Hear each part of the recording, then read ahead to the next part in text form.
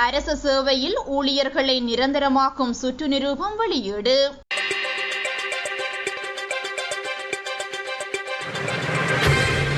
அரச நிறுவனங்களில் தற்காலிக, நாளாந்த பதில், ஒப்பந்த அல்லது நிவாரண அடிப்படையில் பணியாற்றும் ஊழியர்களை சேவையில் நிரந்தரமாக்குவது பற்றிய 11/2026 இலக்க சுற்று நிரூபம் வெளியிடப்பட்டுள்ளது.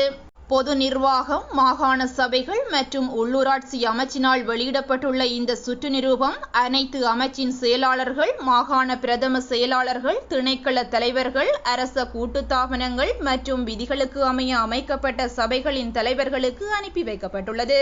இதன்படி அண்மையில் நடைபெற்ற அமைச்சரவை முடிவுகளை அறிவிக்கும் ஊடகவியலாளர் சந்திப்பில் கருத்து தெரிவித்த அமைச்சரவை பேச்சாளர் அமைச்சர் வைத்தியர் நலிந்த ஜெதிச இந்த தீர்மானத்தின் மூலம் சுமார் 9,800 ஊழியர்கள் நிரந்தர நியமனங்களை பெற அனுமதி கிடைத்துள்ளதாக குறிப்பிட்டுள்ளார்.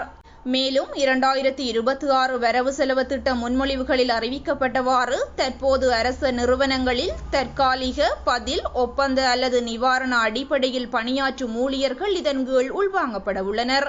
எனினும் ஏற்கனவே நிவாரண அடிப்படையில் பணியாற்றி சுற்று நிரூப விதிகளுக்கு அமைய நிரந்தர நியமனம் பெற்றிருந்தும் அந்த நியமனங்கள் இதுவரை முறைப்படுத்தப்படாமல் இருக்கும் ஊழியர்களை முறைப்படுத்துவது பற்றிய நடைமுறைகளும் இதில் உள்ளடங்கப்பட்டுள்ளமை குறிப்பிடத்தக்கது.